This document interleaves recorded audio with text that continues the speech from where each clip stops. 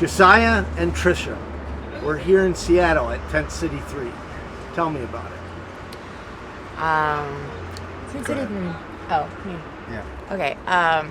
Well, we came here from Alaska, and we had originally thought that we were going to stay in a hotel for about like a week. And sorry, we're checking on a 2-year-old. Yeah. Anyway, so we thought we were going to stay in a hotel for about a week. That'd be easy to get an apartment. It did not work out that way at all. And so I previously had come down a few months before that because I had a drug addiction. I came down here to get some treatment. And I remember hearing that they had these great family shelters that's super easy to get into. We'd have no problem with that. So that was my theory I went on.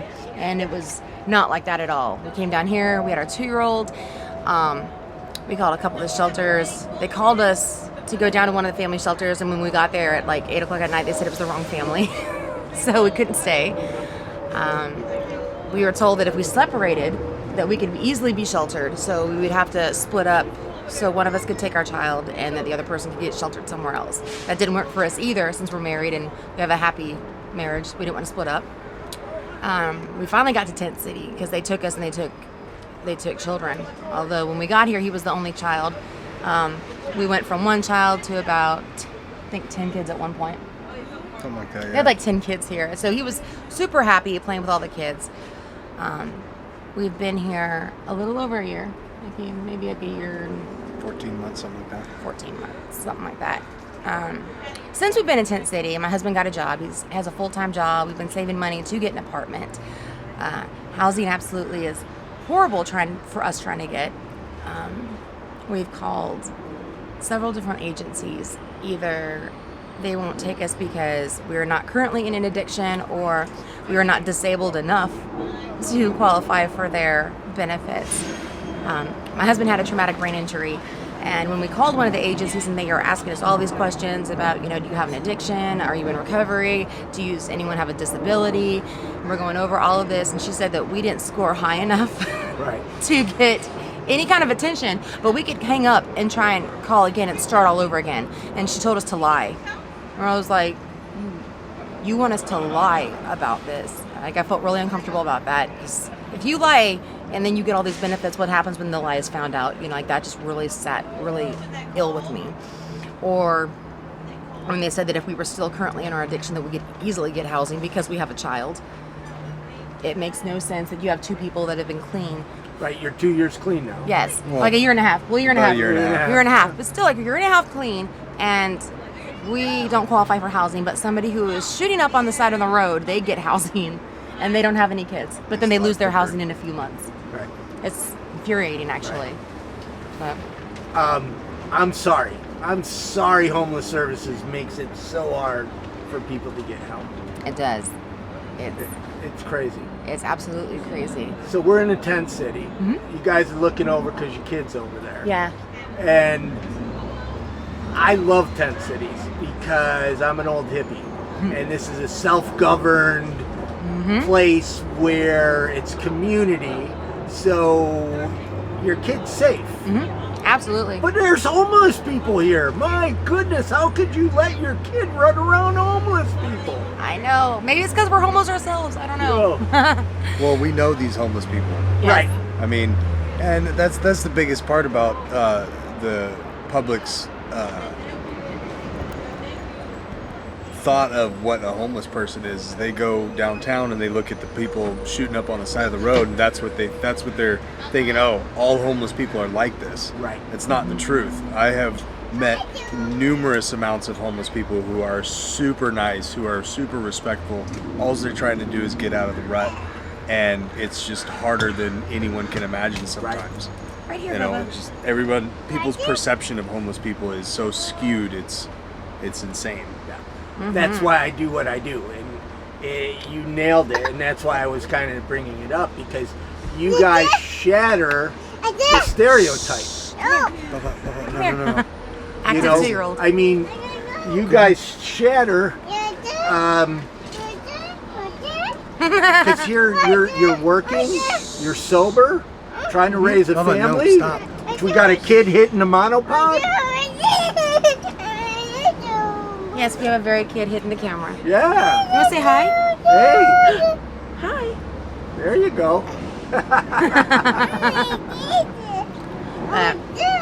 You know what? I think people always think that when they see someone on the street and they have a sign that says they're hungry and they're homeless and they're dirty. We're busy, Bubba. No, we're busy. You can't be in my chair. But people tend to think that that's all that homeless people are, is that they're on the street. They're hungry, they're dirty, that they can't do anything. I get infuriated when I see people with their signs on the street. There are too many people that will give you a shower, that will give you food. What you're asking, when people are like that, they're probably either drunk or high and they can't get into a shelter. Most of the They're program, trying to survive. yeah, they're trying to survive, but they think that all homeless people are like that, Right. and they're not. It's a small percentage. It is a very small percentage of the people that are like that. The most homeless people, you No, don't even Bubba. know they're homeless. No. Yeah. And that's what's so amazing about Tent City 3 and the other 10 cities, sanctioned 10 cities here, is, I mean, it's as clean as it can be. It's amazing that it's in a church parking lot. Thank God for this church that it's allowing. Oh, absolutely. I wish more churches would. Tell me about Tent City 3, since we're talking about it. Let's see. You have to be sober to be here. Sobriety is required. We have a code of conduct. It's a strict code of conduct. There's no drinking, there's no drugs, there's no violence. You can't have any weapons in here. You can't have a knife that's bigger than 3.5 inches. If somebody wants to come in here to stay here, that's great. That's awesome. You have to have a valid driver's license or an ID card or a passport. It's just got to be a government issued ID. And then they run a background check for sex offenders, not just in the city, but for nationally as well. And we do that to protect ourselves as well as the kids. You know, that just makes everybody safer. There are some shelters that don't check for that. There's a lot of shelters that just let you in without an ID or any kind of a background check because everybody needs shelter. But just here at this one, we raise the bar a little bit. You have to work to be here. You don't have to pay to live here, but participation is required. We have someone who runs the desk. We have an executive committee that's made up of 5 people. There's 24-hour security. You have to patrol the inside of the tent city as well as the outside neighborhood. You guys patrol the outside neighborhood too? We do. Within a block radius of the camp, yeah. Yep. We pick up. That is awesome. No, Bubba, stop. We pick up trash. We pick up whatever's left behind. We make sure that we take care of the bus stops that we use. We just keep an eye out for our neighbors. Like, actually, people always freak out if they have a tent city that comes in their neighborhood. But statistic-wise, we make their crime go down because we keep an eye out for people trying to break in someone's car, break into someone's house. You know, we ask questions when we see weirdness. You know, people think that we're the weird. We're not the weird. We keep the weird out. Yeah. Well, you let me in. Yeah. You weren't that weird. So, what would you say to a church that, or some business that has a parking lot not being used? Doesn't necessarily have to be a church. It doesn't have to be a church at all. That about allowing a tent camp like this. I think that they would be surprised how that looks to their community on both ends. You're going to get heat no matter what you do. There's nothing that's going to make everybody happy. There's always going to be people that are for it and people that are against it. But in the long run, you're helping your community out. If you're a store and you've got a parking lot that you're not using, whether you have a business that's torn down, you can help out your neighbors. You know, there's always a flip side to what goes on. In 10 years, that could be you needing a shelter and you'd be wishing that somebody would take you and your family in. Right. Exactly. Very true. Very true. And oops, sorry. What would you want people to know about homelessness that they probably don't know? Most people you walk by on the street are probably homeless and you don't know it. Doesn't mean that they don't have jobs, they don't dress nicely, doesn't mean that they don't have money. And every homeless person is not trying to ask for money. Right. Every homeless person does not need money. When I worked homeless services outreach in California, I would say 85% of my client list, you would not know that they were homeless. Absolutely. Walking down the street. Absolutely. Absolutely. Most of us are educated. There's a lot of people in here that have college degrees. For whatever reason, life fell on them. And every person who's homeless isn't a drug addict. Yeah. Whether they're either in recovery or not. A lot of people are here just because of the economy, or they have tragic deaths in their family. People are homeless for There are actually a lot of various people reasons. in this camp as homeless people, but they're here in this camp to get sober or to stay sober because they know that this camp in particular is a sober place. That makes sense. Totally makes sense. and that people understand addiction. Yeah. Well, I mean, shelters don't allow or make it easy for people that have jobs. You have a full-time job. Most shelters have hour restrictions and different Yes. things. They kick you out during the day. Yep. Most shelters. With all of your They stuff. separate families, couples. No, that's ridiculous. You get to keep your stuff. You have a sense of You have a community. You have a safe place to keep your stuff. You have Yeah. a safe place to keep your stuff. That's huge. It's huge. I think more community. I mean, first off, a tent community shouldn't exist. There should be housing for everyone.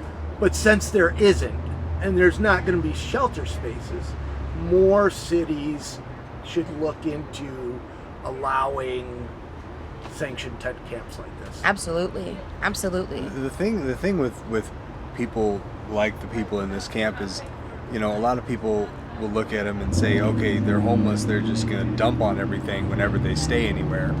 If you give somebody a place to stay for an allotted time and say, hey, you need to upkeep this place so you can stay here, 9 times out of 10, any person's going to jump up and say, hey, we will do it. We're going to make this place as clean as a whistle when we're here, and when we're gone, you won't even know we were here. Absolutely. That's kind of our motto whenever we move places, is like, we will leave it better than when we found it. So Very cool. Anything else you'd like to say? Oh, no. Thank Anything you you. wanna say? I don't know. I'm trying to think. Hi, Bubs. You know what? There is one thing. A lot of people have a misunderstanding that if you're homeless and you have a family, that CPS needs to get involved and they need to take your kids. There is no reason that you can be homeless living in a shelter or in a tent city and you cannot be a great parent. Or it doesn't mean that your family has to get taken away from you. I am so glad you brought this up because you're spot on, and I'm just trying to. The camera's going to have a hard time focusing, but who cares, right? stop. CPS, Child Protective Services, should only be called if there's abuse and the child Absolutely. is in danger. Absolutely. Homelessness is not necessarily danger. It's not. Families should be kept together. Absolutely. It's more beneficial for the family to be kept together, even if Absolutely. they're living in a tent, than Absolutely. separating the kids. Absolutely. My child's got a family of 70 people here. Right. Any one of these other 70 homeless people would take a bullet for my child in a heartbeat. I had an accident recently and I had to go to the hospital. I broke my foot and I had to leave my son here with someone in our camp while he could come home from work. So there was a couple of hours where he was by himself. Never once did I even worry. Not once did not 10 people jump up to help him because they knew he knows them. Right. It takes a village to raise a family, and I have a village, and I've got a great village. My favorite, you gave us a tour. I came through with Hanes Brands and some people earlier, and a woman said that this is run better than her neighborhood community where she has her condo. And Yep. I just love that. It Yep. was really amazing. She said they couldn't even meet once a month to get together for a barbecue, and we meet every week here. Right. That was amazing. I wish I was more prepared. I wish I'd caught that on video. So, anyways, if you had 3 wishes, what would they be? 3 wishes. House. Nothing big. Just a small Nothing house. big, just a tiny house, yeah. Something that was ours.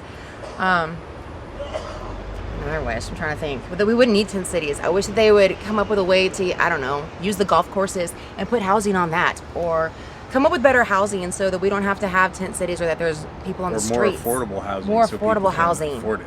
Affordable housing would be amazing. I But our- agree. Those would be my 3 wishes. I'd have affordable housing, Cool. a home for us, and a car. We miss the car. Not that the bus system out here is not amazing. No, but I seriously, don't need a car. I don't need a car. road trips. I'm just saying. We're from Alaska. I miss the road trips with the music and driving. Oh my miss gosh. that. I can just picture it, the Alaska countryside. We used to do that on the weekends. Just go for a drive, like either 2 hours north or 2 hours south, blaring the music. Just... When I was in Anchorage, we did a road trip to the nearest glacier. Yes. And I hate anything cold. So. I'm laughing because I fell through a glacier when I first moved to Alaska. Oh my gosh. The Matanuska Glacier. It was like 2 hours. It was past, where was that city at? I don't remember. But yeah. Well, thank you guys very much. Thank you for spending a little time talking to us. Thank you. Thank you for talking to us and wanting to know more about our wonderful home life. We do have a wonderful home life, regardless if we live in a tent. It's awesome. And I love the people we live with. We're very, very fortunate. There's a lot of people out here that aren't as fortunate as we are to have where we live. And we know it. We're super lucky about that.